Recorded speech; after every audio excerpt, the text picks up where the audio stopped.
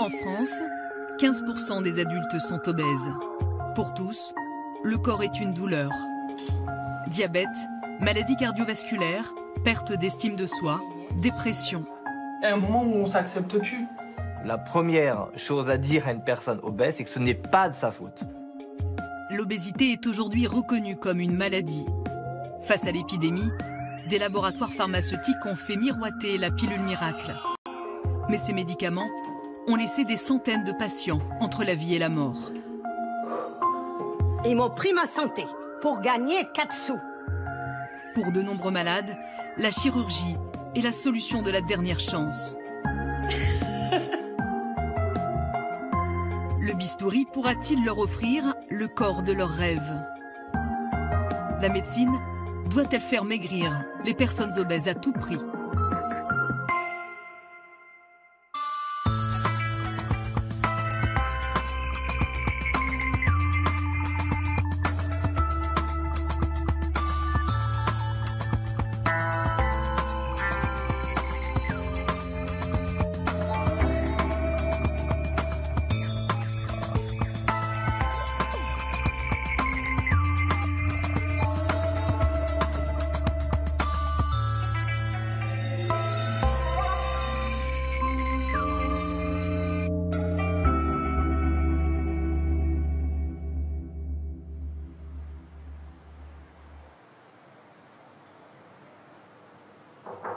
Oui?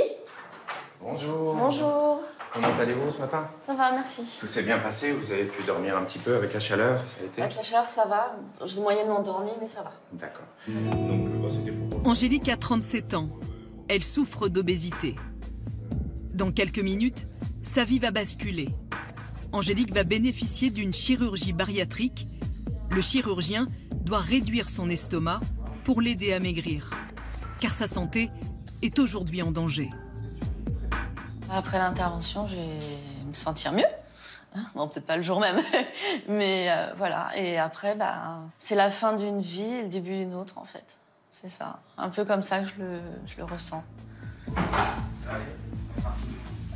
Okay. Angélique a tout tenté pour perdre du poids. L'intervention chirurgicale est son dernier recours. Ça va, pas trop stressé avec... Non, ça va. Oh, vous êtes déjà... Oui. 3e étage.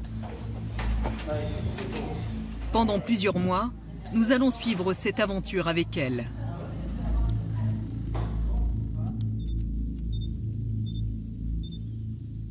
Un parcours qui commence en banlieue parisienne, quelques jours avant son opération.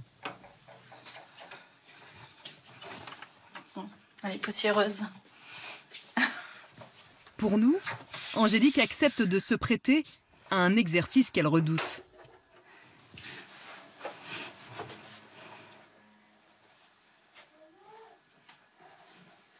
« 117. Voilà. J'avais peur qu'il y ait plus. Combien de kilos à perdre? 53. Le poids de ma sœur.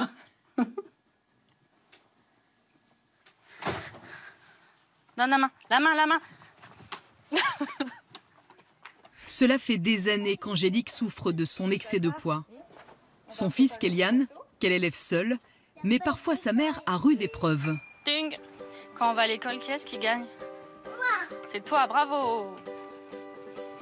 Hop, tu m'attends, hein. Tu me donnes la main, on traverse. Si, est-ce qu'il y a des voitures? Non. 4. Attends, ça n'a pas fini de traverser. Quand il court, quand il s'amuse, en fait, je reste un peu en retrait, en fait, parce que j'arrive pas à aller jusqu'au bout, quoi. Le porter sur un trajet, par exemple, je peux plus. J'ai plus de force, en fait, parce qu'il faut déjà supporter le poids, donc si je dois en plus supporter le sien, c'est un peu dur. Maman, elle va aller s'asseoir, d'accord? Oui? Angélique ne peut plus partager les jeux de son fils. Même quand elle est assise, la douleur martyrise son corps. Bah, le poids, c'est une grosse souffrance. Ça va être le dos qui est souvent bloqué, les genoux, les hanches, les chevilles, qui sont les plus douloureux, en fait. C'est ce qui est le plus douloureux. Alors, ça peut faire comme des tendinites, des choses comme ça, des douleurs qui se répètent et qui sont très désagréables au quotidien. Ça devient plus vivable. Tiens. Cela fait des années que le surpoids empoisonne son quotidien. Yann, t'as soif? Tu as soif? Chaque fois qu'elle vient au parc, la jeune femme se sent dévisagée. Non, il n'y a pas encore trop de monde, ça va, mais quand il y a plein de monde, je préfère rester en retrait, dans un coin. Mais bon, pour lui, j'ai envie qu'il profite, qu'il sorte quand même. Mais bon, moi, je préférerais être enfermée, on va dire, à la maison que sortir. Allez, chérie. Tu viens, on va aller préparer le repas. Oui?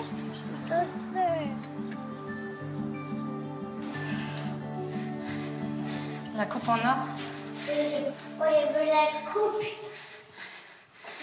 C'est dur, c'est haut. Enfin, il n'y a que 2 étages pourtant. Mais voilà, fatigant. C'est tous les jours à chaque fois comme ça? Oui. Ah, des fois, si j'ai les cours sous la poussette, c'est pire. Faut tout monter. Viens, mon cœur. Allez, on va préparer? Pour la jeune maman, même le repas s'apparente à une corvée. Faire à manger, c'est... Touche, mets pas tes doigts.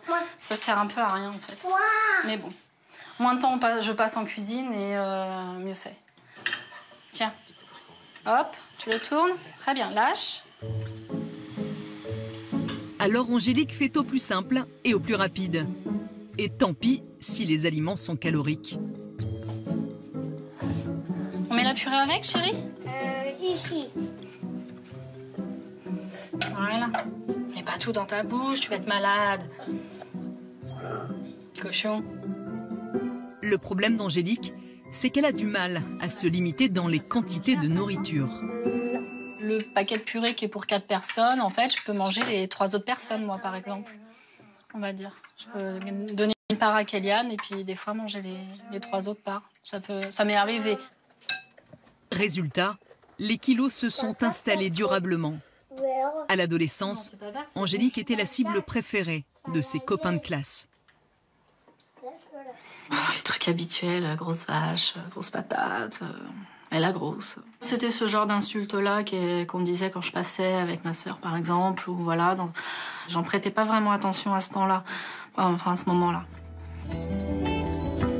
La jeune femme a pourtant tout tenté pour être comme les autres. Des années de régime, des kilomètres de course, des années d'efforts, pour rien.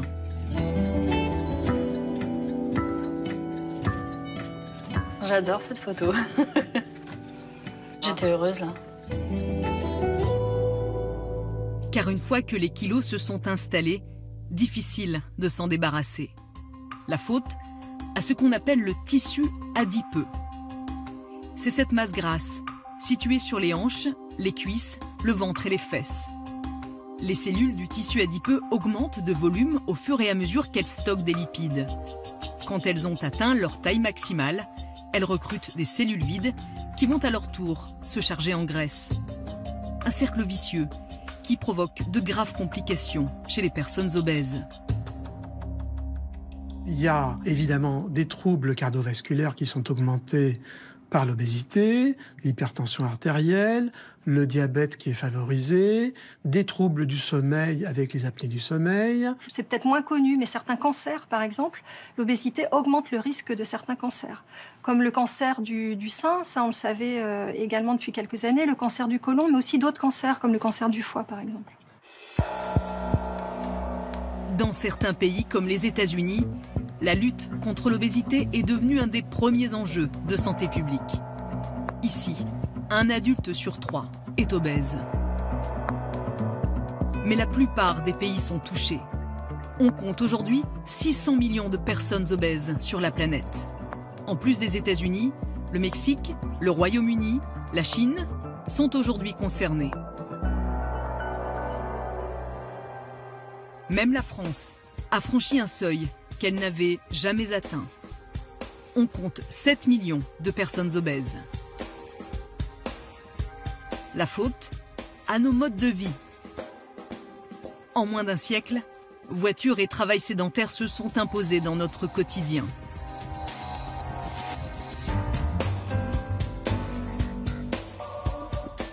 Dans le même temps, l'offre alimentaire s'est multipliée et la junk food a envahi nos assiettes.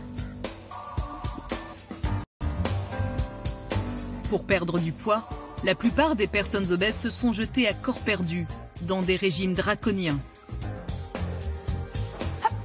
Ok, allez, encore 3, 2, 1. Ou dans l'activité physique, sans succès. La première chose à dire à une personne obèse, c'est que ce n'est pas de sa faute.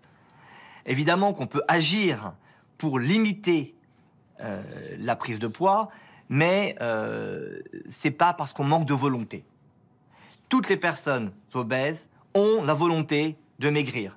Elles ont autant de volonté qu'une personne mince d'agir sur leur mode de vie.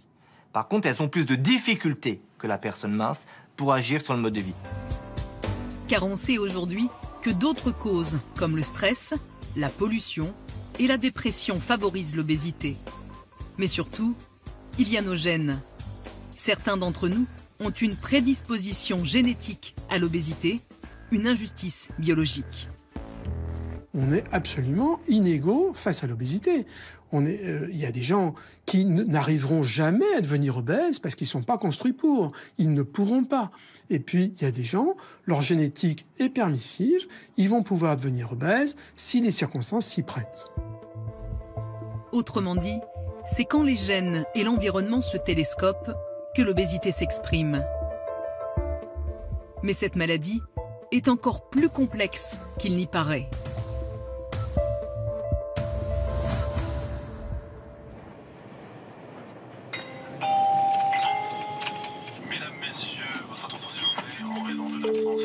Rendez-vous à Paris, à l'ICAN, l'Institut de cardiométabolisme et de nutrition. C'est l'un des centres de référence mondiaux dans la recherche sur l'obésité. C'est dans un laboratoire de pointe que les chercheurs ont compris un élément fondamental, le lien qui existe entre obésité et microbiote, c'est-à-dire notre flore intestinale. Et cela, grâce à des souris.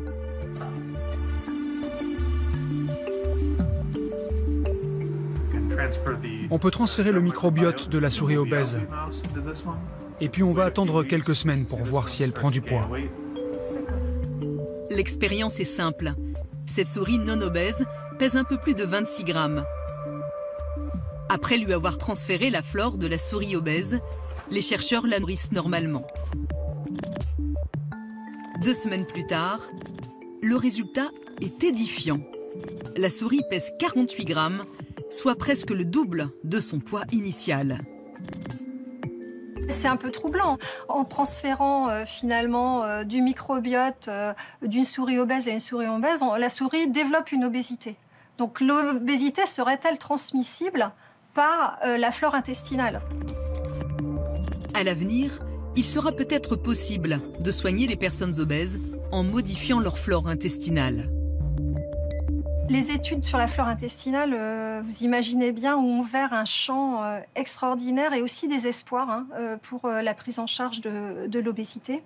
Parce que la flore est en relation directe avec notre environnement, donc on peut agir dessus. Donc on peut la moduler, ça on le sait déjà, notamment par l'alimentation.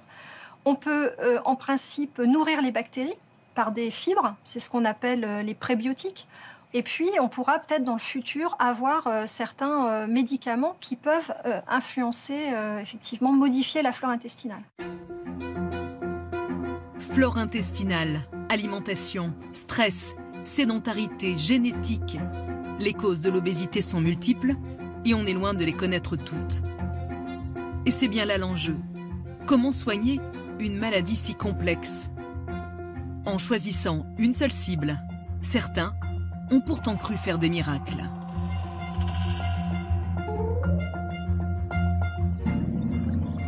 Il y a des années, les laboratoires pharmaceutiques ont proposé la solution contre l'obésité, le coupe-faim. Le coupe-faim est un dérivé d'amphétamine. Il agit sur un neurotransmetteur du cerveau, la sérotonine. qui permet de contrôler la prise alimentaire. Quand les scientifiques ont identifié le rôle de la sérotonine, les laboratoires pharmaceutiques ont flairé la bonne affaire. Quand vous avez des millions de personnes sur la planète qui sont concernées et qui potentiellement peuvent être des consommateurs de façon plus ou moins durable de ce type de médicaments, vous avez des enjeux considérables. Il y a 30 ans, les médicaments coupe-faim ont inondé le marché français. Mais l'illusion a été de courte durée. Il y a 2 ans, on l'avait présenté comme la pilule miracle contre l'obésité. La vente de l'Acomplia, ce médicament produit par Sanofi Aventis, vient d'être suspendue en France. C'était le coupe-faim magique, l'isoméride. 9 ans après son interdiction mondiale, ce médicament continuerait de provoquer des effets secondaires graves. Au lieu de soigner, les médicaments auraient fait des dizaines de victimes.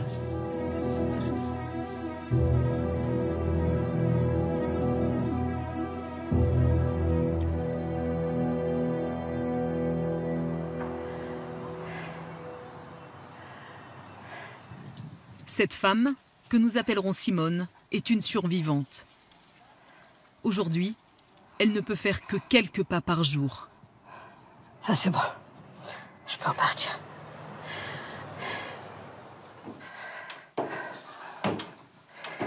Sa vie ne tient qu'à un souffle.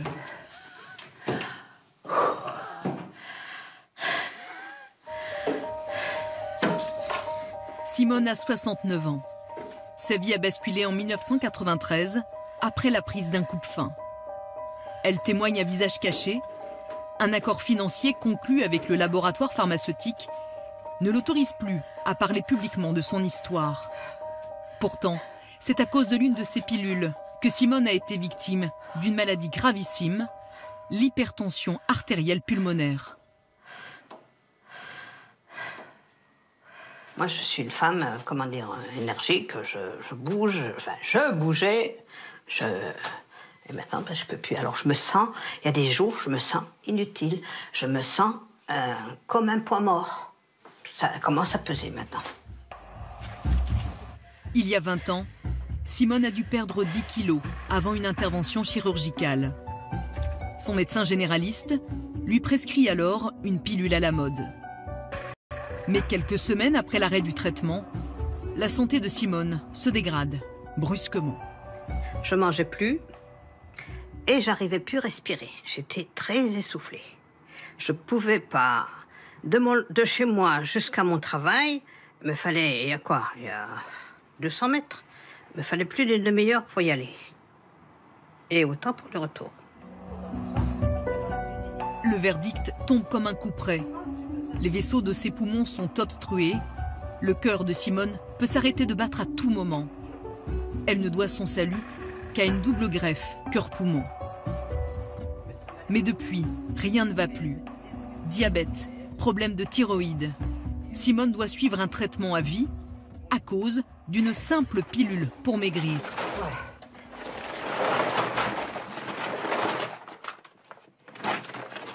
Alors, je vais vous expliquer. C'est un anti-rejet. Avec ça, et la cortisone qui se trouve là. Voilà. Ça, je ne peux pas m'en passer. C'est obligatoire. On m'a atteint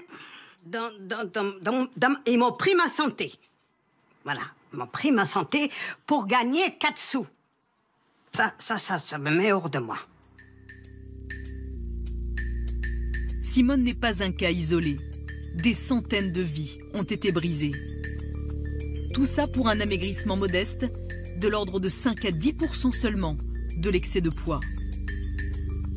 D'autres médicaments anti-obésité, agissant sur une moindre absorption des graisses, n'ont pas donné de meilleurs résultats. On sait très bien qu'à l'heure actuelle, et au cours des dernières décennies, aucun médicament ne pouvait prétendre régler le problème de l'obésité. Parce que ces médicaments sont testés dans des essais cliniques et donc on sait ce qu'on peut en attendre. La magie des médicaments anti-obésité n'a pas opéré. Et elle n'opérera sans doute jamais. Mais l'illusion de perdre du poids sans effort aura permis aux laboratoires pharmaceutiques de générer d'immenses profits. Alors, quel espoir reste-t-il pour maigrir?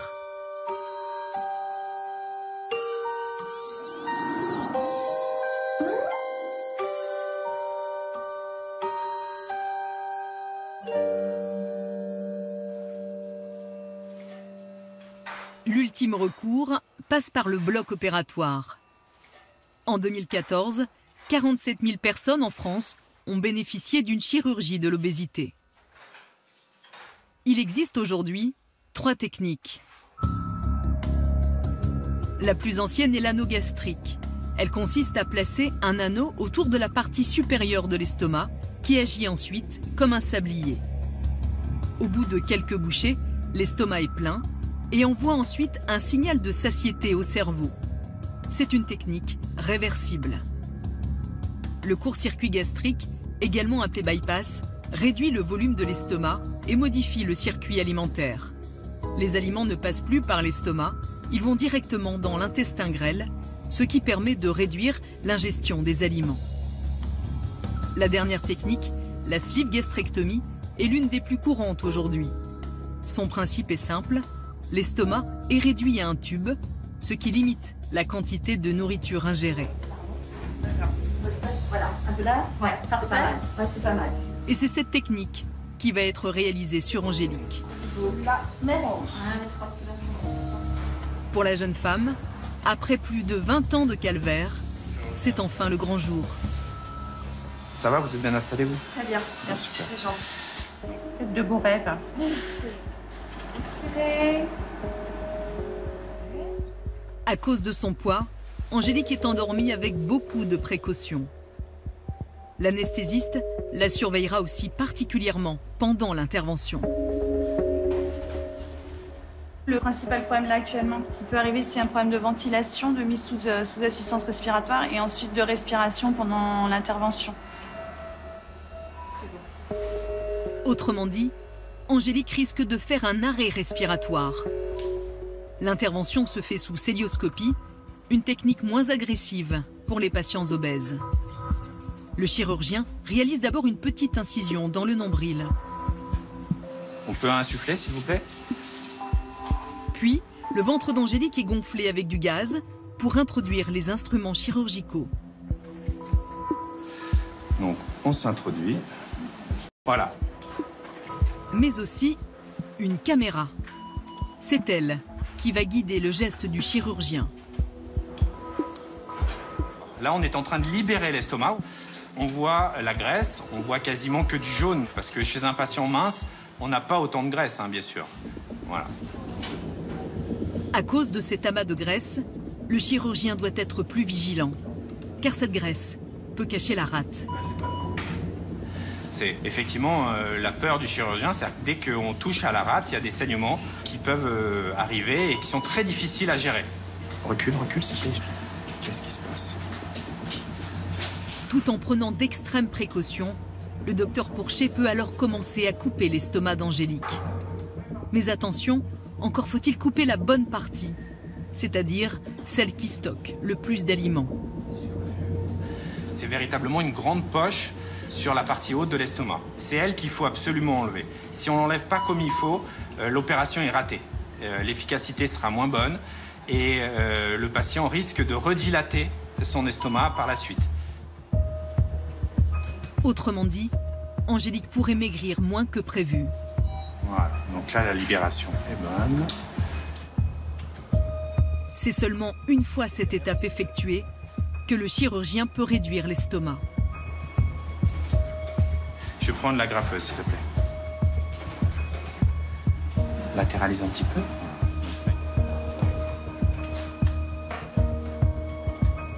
Vous voyez, l'estomac qui va rester, c'est la partie qui est sous ma pince, et l'estomac qui va partir, c'est l'autre côté. Après 2 heures d'intervention, Angélique a un estomac en forme de tube.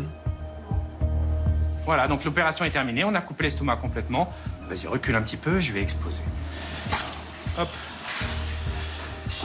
Alors c'est un peu impressionnant, mais c'est effectivement voilà, l'estomac qui est là. On peut arrêter l'insufflation. La jeune femme a désormais 80% d'estomac en moins. À son réveil, elle devra s'adapter à de nouvelles règles diététiques. Au tout début, effectivement, c'est des toutes petites quantités, c'est mouliné souvent pour pas forcer sur la couture qu'on vient de faire. Elle va pouvoir manger moins qu'un petit Suisse. Pour Angélique, le plus dur reste à faire. Elle devra s'astreindre à un régime alimentaire très strict si elle veut perdre ses 53 kilos. La jeune femme va-t-elle réussir à transformer l'essai ?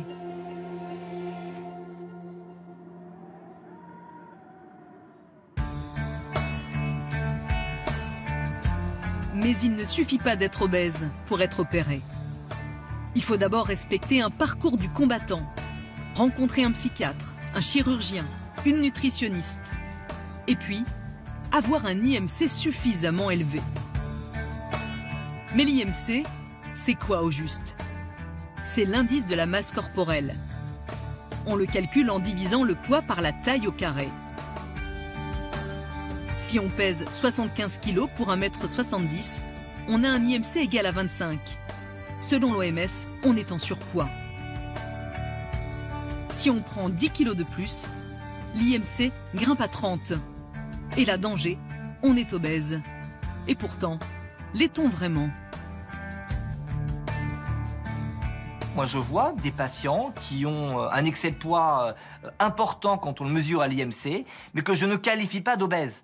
Parce que ces personnes ont du muscle, ces personnes ont des capacités physiques qui sont très importantes, n'ont pas de problème métabolique, n'ont pas d'hypertension artérielle. Ces personnes ne sont pas malades. Le problème de l'IMC, c'est qu'il ne fait pas la différence entre la masse grasse et la masse maigre. Démonstration. Avec un IMC à 30, un joueur de rugby est considéré comme obèse alors qu'il a plus de muscles que de gras.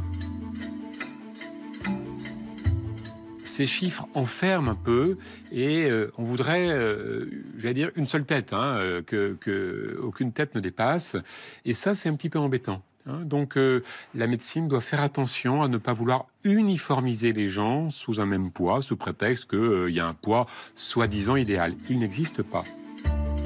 L'IMC est-il un outil fiable? Il s'est pourtant imposé dans notre quotidien comme la seule norme à respecter.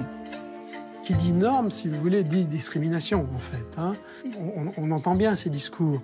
Les gens qui sont gros coûtent plus cher à la sécurité sociale, ce sont les minces qui vont payer pour eux, il n'y a pas de raison, ils vont nécessiter plus d'opérations, ils vont nécessiter plus de soins médicaux, et ainsi de suite.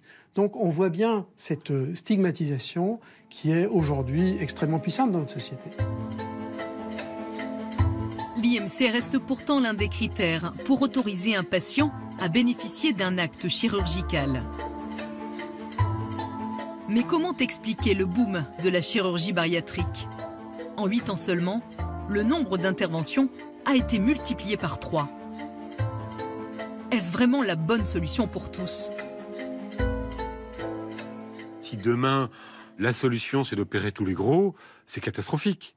Parce que, puisque l'opération guérit tout le monde, c'est pas grave. On pourrait dire, bon, après tout, quand je serai gros, je me ferai opérer. On connaît des choses qui sont très positives sur ce type d'intervention. On sait qu'elles font perdre du poids, on sait qu'elles diminuent les pathologies chroniques. En revanche, est-ce qu'il y a des conséquences, des complications qui surviennent 15, 20 ans après l'opération? Il y a certainement des choses qu'on ne sait pas encore.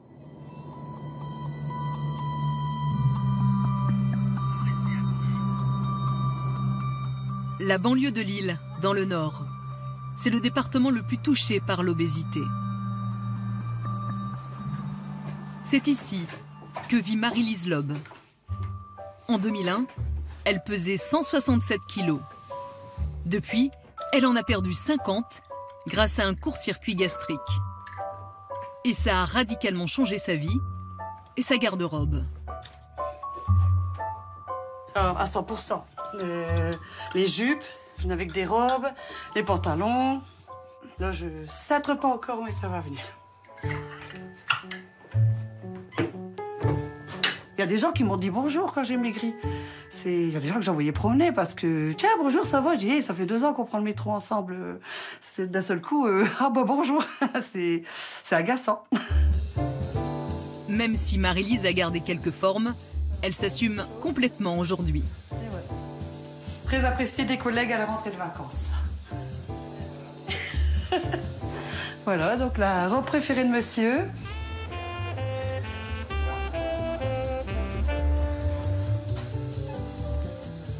Pendant que Marie-Lise défile, monsieur, lui, s'occupe de son corps. Pascal Loeb est lui aussi un ancien obèse. Et si aujourd'hui il fait le beau, c'est parce qu'il a perdu beaucoup de poids. Opéré à 135 kilos, Pascal en pèse aujourd'hui 80.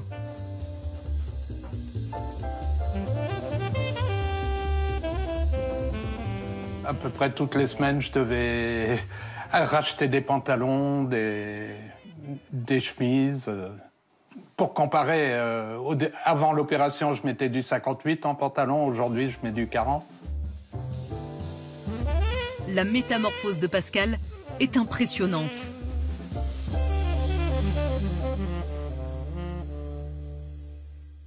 Ah, c'est la réflexion typique. Hein. Oh, monsieur, ça a bien marché, mieux que chez vous. Bah oui. Hein. Et bon, tout de suite, la petite pique. À la limite, le regard des gens, il est plus méchant maintenant que pour moi qu'avant.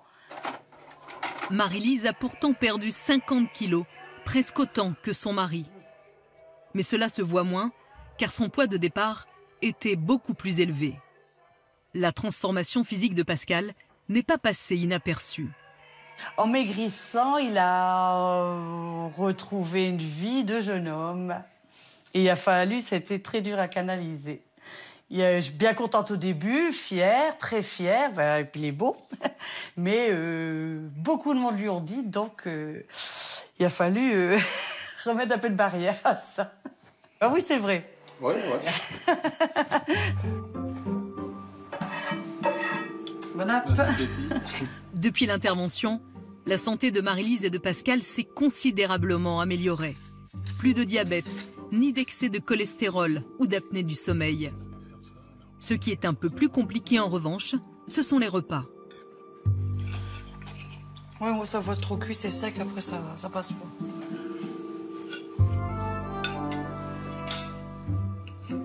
Car l'opération a modifié leur anatomie.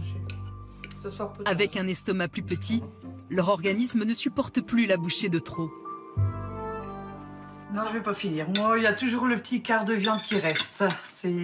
J'insiste pas parce que je me suis fait avoir une fois pour une coquillette qui restait sur la fourchette. C'est au début où j'essayais encore de manger les pâtes. Et j'ai dit, je veux la manger. Et pour une coquillette, tout est reparti. En transformant leur métabolisme, l'opération a contraint Pascal et Marie-Lise à changer leurs habitudes alimentaires. Plus question pour eux de manger trop gras ou trop sucré. Il m'est arrivé après d'avoir un malaise, donc des suées, des tremblements, en mangeant une tarte au citron qui était très sucrée.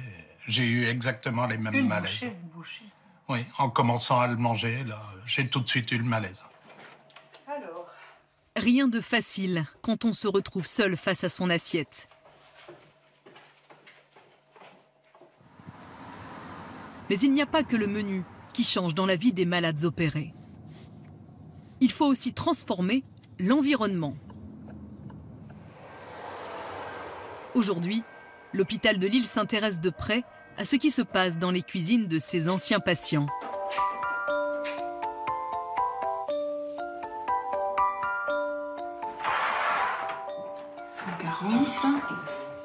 Et 60. La propriétaire songerait-elle à refaire son aménagement? Pas encore. Fabienne a bénéficié d'une chirurgie de l'obésité il y a 3 ans. C'est une belle cuisine, hein. Elle a accepté de se prêter à une expérimentation, un état des lieux complet de sa maison par une architecte. Espace de circulation, hauteur des meubles, le moindre élément est inventorié et mesuré au centimètre près. Car tout dans la maison peut avoir un impact sur la prise de poids. 27. On mesure aussi les assiettes dans lesquelles la personne obèse prend ses repas. Les médecins observent, il y a des études qui montrent, c'est plutôt aux États-Unis, qu'on a tendance, plus l'assiette est grande, plus on a tendance à remplir et à manger. Et ça fait longtemps que vous avez cet écran dans la cuisine? On a toujours eu une télé, avant elle était au-dessus. Au-dessus du réfrigérateur? Oui. D'accord. Manger devant la télé n'est pas une bonne idée. On n'écoute pas ces sensations de satiété et on mange plus que ce dont notre corps a besoin. Mais notre architecte n'est pas seul pour aider Fabienne. Hélène Verquinte est médecin nutritionniste. Ce qui l'intéresse, c'est toute la nourriture que stocke Fabienne. Donc on peut aller voir les endroits où vous stockez les aliments dans la maison. Un placard pour le petit déjeuner, un réfrigérateur. Mais Fabienne lui réserve une surprise. C'est le bordel. Mais la nourriture, Et elle en est fait, où? c'est l'ancien garage. Mon mari doit me faire une pièce ici. J'ai mon congélateur. Un congélateur et un deuxième réfrigérateur, mais aussi un garde-manger. Et donc après, vous voyez, c'est vrai qu'il y a quelques plats cuisinés, mais c'est pas pour moi. Je mange jamais. Non, mais c'est vrai. Non, mais vous êtes une mère de famille. Hein, ouais. D'accord. Et tout ça pour une famille de seulement 4 personnes. Comment avant c'était blanc? Blanc.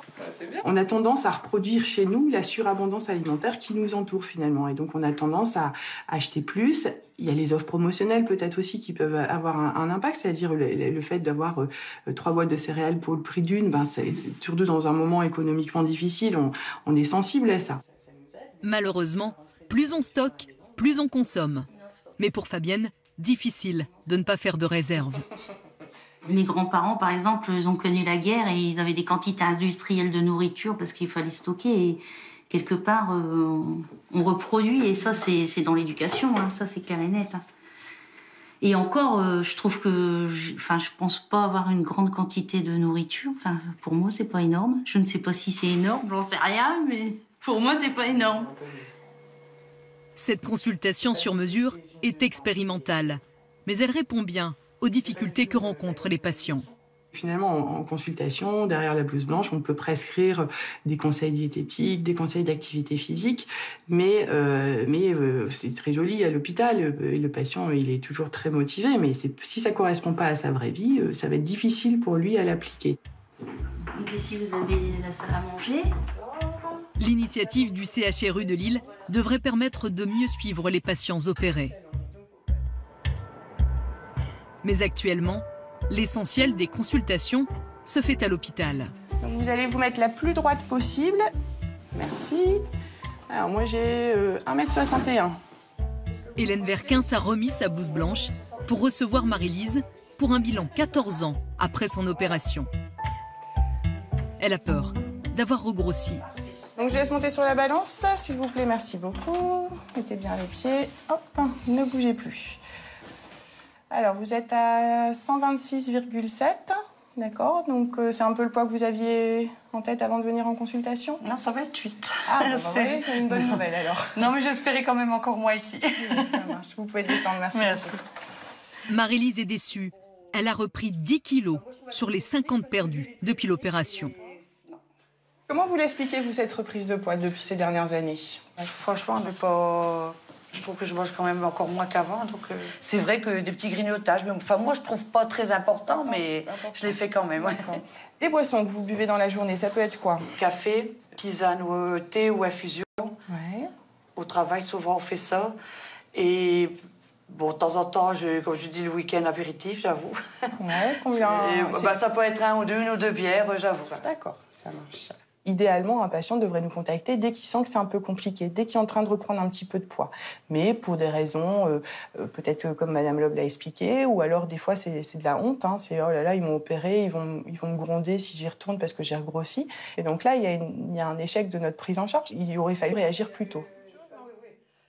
Mais est-ce que la médecine n'en demande pas trop aux patients opérés? On est dans un énorme paradoxe. On a envoyé des patients chez le chirurgien parce qu'ils étaient incapables de faire un régime. Et une fois qu'ils ont fait l'opération, on leur dit « Maintenant, c'est bien, vous allez pouvoir faire un régime ». Non, mais ils sont toujours pas plus capables de faire un régime. Donc, on leur donne un régime à la sortie de l'opération. Là, c'est vraiment les mettre en échec. Il n'y a pas que les comportements alimentaires qui favorisent la reprise de poids. il y a aussi des causes physiologiques. Si Marie-Lise a regrossi, contrairement à Pascal, c'est parce qu'elle a été opérée 10 ans avant lui. La manipulation anatomique de la chirurgie va s'altérer avec le temps. C'est-à-dire, par exemple, si vous faites une dérivation comme un gastric bypass, eh bien, la portion d'intestin qui a été réduite va s'hypertrophier avec le temps et va tenter de récupérer l'absorption intestinale initiale. Si vous faites une intervention restrictive qui a pour objectif de bloquer le passage des aliments, eh bien, les choses vont se dilater et la restriction alimentaire va diminuer avec le temps. Donc ça, c'est inexorable.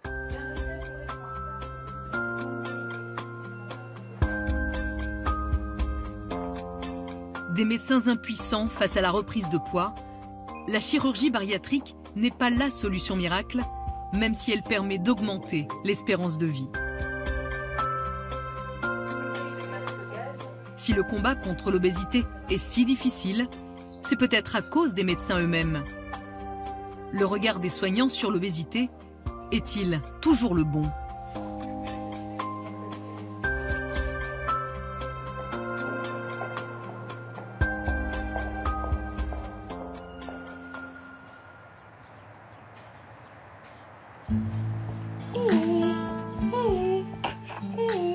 Marion a 32 ans.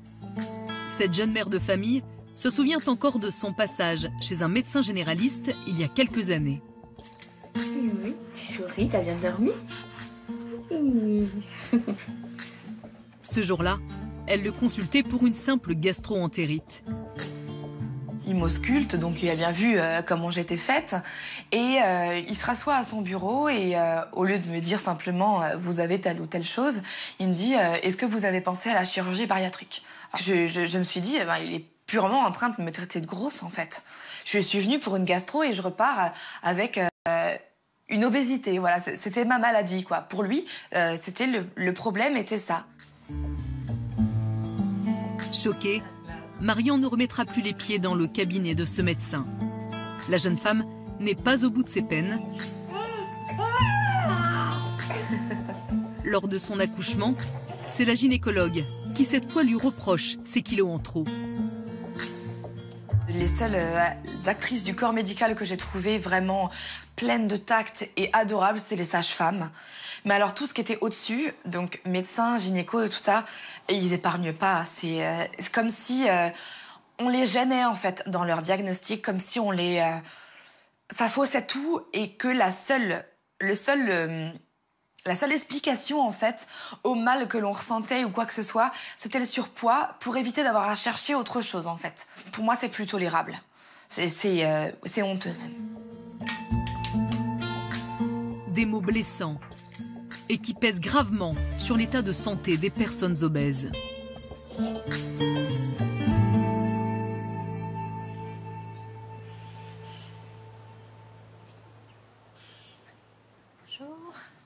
Bonjour. Clément, tu laisses la place? Oh, Clément! Ah non, je reste à côté de Clément, c'est comme le nom de mon fils. Bon, on va commencer. Cela ne se voit pas, mais Anne-Sophie Joly est une femme en colère. Présidente d'une association de personnes obèses, elle aussi a été victime des préjugés des soignants. Alors, pour changer leur regard, elle vient raconter son expérience à des étudiants en médecine.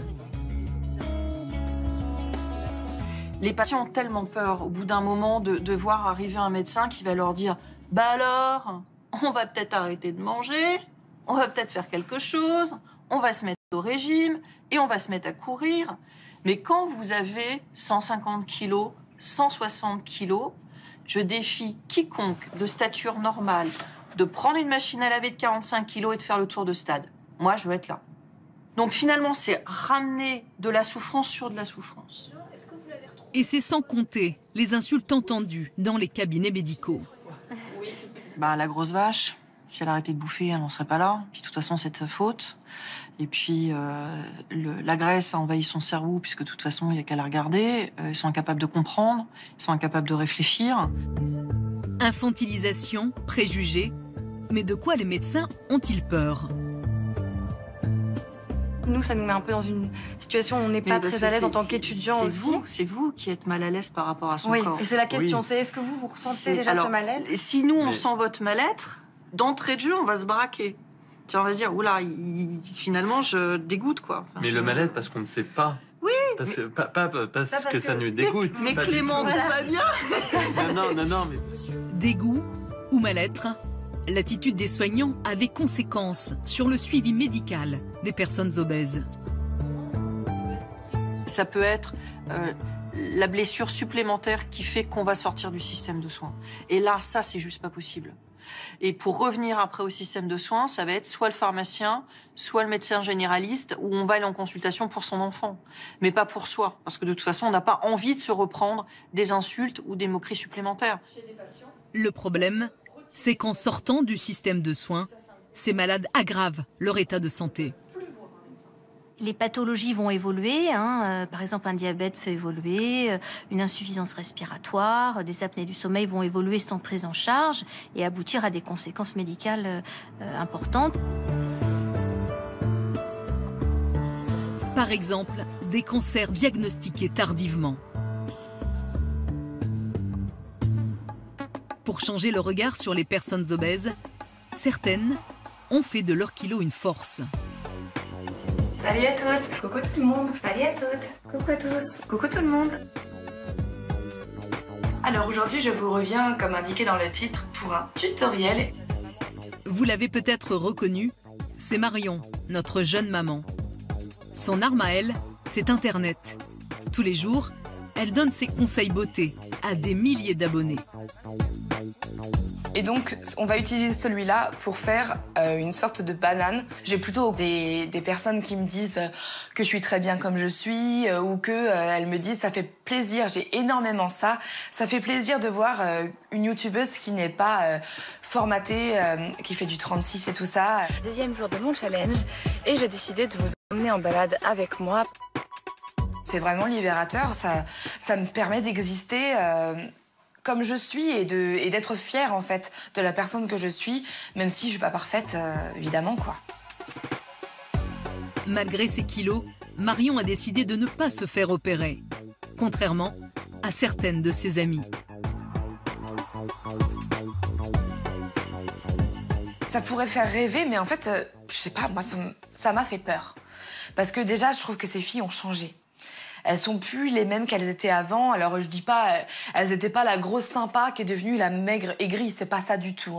Mais j'ai l'impression que psychologiquement, c'est comme si ça leur avait pas réussi en fait. Alors c'est triste parce que à la base, même si c'est pour une question de santé qu'on a envie de maigrir, on le fait aussi pour se sentir mieux psychologiquement. Et si c'est pour changer du tout au tout et n'avoir pas l'air plus épanoui au final, je trouve ça triste en fait. En tout cas, j'espère vous avoir bien expliqué. Je vous embrasse très fort et à la prochaine. Bye. Il est clair qu'aujourd'hui, il n'y a pas besoin de faire maigrir tout le monde. Il faut aider les personnes qui ont des problèmes de santé liés à leur excès de poids. Les autres personnes, on doit les aider à stopper la prise de poids. On doit les aider à avoir une hygiène de vie la plus favorable possible. Et en général, ça passe par la mise en place de l'activité physique adaptée. Mais quand l'obésité devient une menace pour la santé, il n'y a pas beaucoup d'alternatives pour aller mieux. Cela fait 2 mois et demi qu'Angélique a été opérée. Aujourd'hui, elle a rendez-vous avec son chirurgien pour un premier bilan. C'est encore un petit peu difficile. Mais c'est les douleurs en fait qui vont aussi faire que je vais arrêter de manger. Vous sentez que vous êtes allé trop vite, oui. D'accord. Donc il faut bien les écouter. Quand vous avez ces douleurs-là, il faut absolument pouvoir ralentir la fois d'après, changer d'aliment même parfois. Il y en a qui passent plus. Le lait par exemple, ça passe plus du tout. Ah oui. Angélique a plus de mal que prévu à se nourrir. Mais cela l'a-t-il empêché de perdre du poids? Verdict, sur la balance. Oui. Avant l'opération, vous faisiez déjà quel poids? 118. 118? Oui. Voilà, donc là, vous êtes avec le jean, tout habillé. On est autour de 100 kilos, 100 kg,5 kg. C'est super. On est à combien de kilos en moins là aujourd'hui? 18. Sur la balance du docteur. C'est la vraie. Voilà, la mienne c'est 17 et quelques, donc on préfère la vôtre. Et plus précise. Oui, Voilà. c'est parfait. Je suis très contente. Angélique a déjà fait un tiers du chemin. 18 kilos à 2 mois et demi, c'est un très bon résultat. C'est même un peu au-dessus de la moyenne de ce qu'on peut avoir.